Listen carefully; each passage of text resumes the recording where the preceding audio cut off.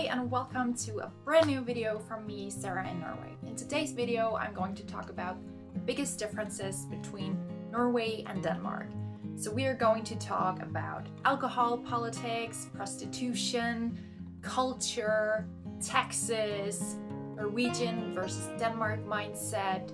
We're going to go through a lot of big topics and the biggest differences. People always tell me like, Norway and Denmark, oh my god, they're the same. Don't talk about that you're a foreigner. And I'm like, seriously guys? They are so different. First of all, mountains versus not mountains. Don't you think that that affects people? Well, it does. So in today's video, I'm going to talk about that. And if you are new to my channel, welcome. I talk about how it is to move to Norway from a different country and tips and tricks on how to live in Norway. Not least do I help people from all over the world find a job and land here in Norway so they can live a beautiful life here with peace and work-life balance. So if you are interested in that, I do have a free masterclass that you can take totally free and sign up in the description box below. So make sure to check that out if you are interested in coming to Norway. All that being said, let's move on to the video.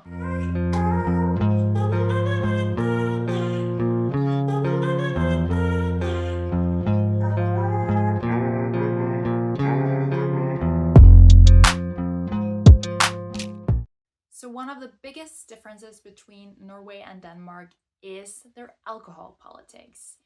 In Denmark, you're able to buy alcohol pretty much any time of the day in any grocery store. Like you can buy a liquor that is 40% in a regular grocery store in Denmark, and you can buy it at any time of the day. I do know that it is being discussed whether young people are supposed to be able to buy alcohol during all times of the day, but I do think that at this moment you're still able to buy alcohol any time of the day. So in Norway, that's very different. In Norway, if you want to buy liquor that is above, I think it's 22%, you have to go to something called Vinmonopolet.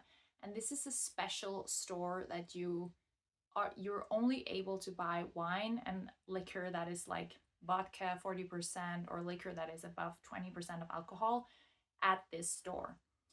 And as well, you have to be 18 to be able to come and buy at this store. If you're 18 and you come to these special Vinmonopolet stores in Norway, you can buy alcohol up till, yeah, I think it's 20%. And that means that you can only buy beer or some low alcoholic wine and that type of stuff. In Denmark, you can buy beer and alcohol under 16% if you are 16, from your 16.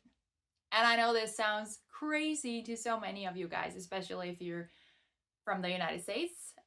When I lived in the United States, I talked about this and they were like, what? So you can drink before you can drive? And I'm like, yeah, that is correct. In Denmark, you can drink when you are 16. And this is probably also something that is being discussed right now in the politics in Denmark, because of course, the world is getting more and more international and Denmark is probably realizing, maybe we are a bit tolerant when it comes to the alcohol politics. So the alcohol politic in Denmark is really easygoing. It is like, to take examples, it is not like, it's perfectly normal to serve or put beers or maybe a good wine on the table at a kid's birthday party. I mean, that's no big deal. And it's not like everyone is going to take a glass of beer at a birthday party, especially not if people are driving, or maybe people just don't want to, or they are very into very into workout and they want to take care of their body.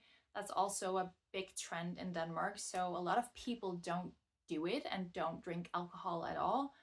But if you do, if you do want to have a beer, there's no shame in that. And that is what is really special about the Danish culture, that there's no shame in taking a beer or a glass of wine at a kid's birthday party or ABBA or at a Baptist party, of course at weddings, but also when you are getting confirmated. I don't know the word, I will put it here. That is when you are grown up. We do this as part of the church ritual. We do this, and I remember when I had this big party, they were serving wine to everyone, and including me. And I don't remember even how much I tasted. I remember that it was there, but it was no big deal, you know. And here in Norway, it's not like that. Let me just tell you that. In Norway, it is not normal to serve beer or put that on the table at a kid's birthday party or at Christmas. I do think the people who does it, I do know that where I live in the south of Norway, this is also known as the Bible Belt. And a lot of people here does not drink alcohol at all. So I do know that this might be an extreme example, but I do work with people who has also grown up other places in Norway. And I do know because of that the alcohol politics in Norway is also very different depending on where you live in Norway.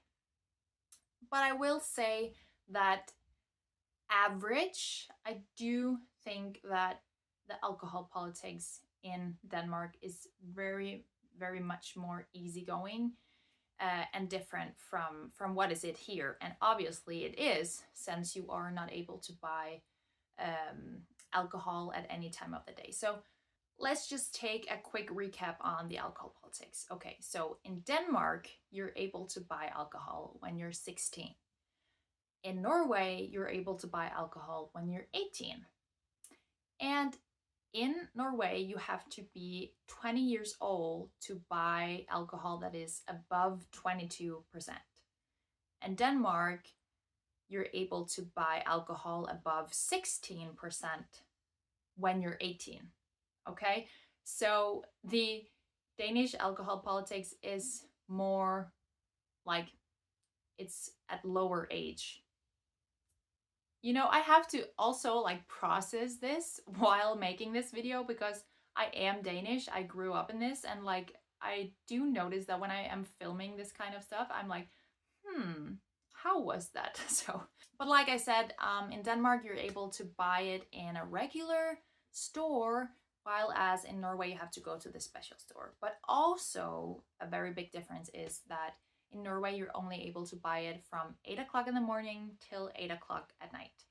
And at Saturdays, it's 8 o'clock till 6 at night here in Norway. Like I said, in Denmark, you can buy alcohol whenever you want. There's no limitations about what time you can buy it. Moving on to another topic, which is prostitution. In Denmark, it's allowed to buy and sell sex. And what does that mean in practice? Well, it means that if you are a prostitute, you have the same rights as a normal person working as a teacher or whatever. So if a prostituted get a customer that is being violent or she's not feeling safe, she can call the police and she will have the same rights as a normal person. So that is one of the benefits, I guess, legalizing prostitution. Of course, there is also another side to this, but I'm not taking any sides on this topic. I'm just telling you what the difference is, because in Norway, it's not legal to buy and sell sex. I am also going to mention that stuff like human trafficking, extortion, racketeering are things related to prostitution that is not legal at all, of course, in Denmark. So also in practice, this means that if you are renting out a very crappy house to people who is prostituted, yeah, do prostitution, and you in some way kind of benefit from that, that's not allowed. Okay guys, I'm so sorry to stop here because I realized that this video is actually getting pretty long. So just to prevent you guys from getting nauseous and tired of my voice, I'm going to divide this video into 2 parts. And the next part is going to be about the welfare differences, the key welfare differences, like education, is that free? Do you pay? The big differences between Norway and Denmark. And also we're going to talk about the culture, mindset, and the really different the really big differences between Norway and Denmark when it comes to that. So that is going to come up in my next video, so make sure to subscribe if you want to get these last details. I hope to see you in the next video, so thank you for being patient, and I hope to see you soon. Bye!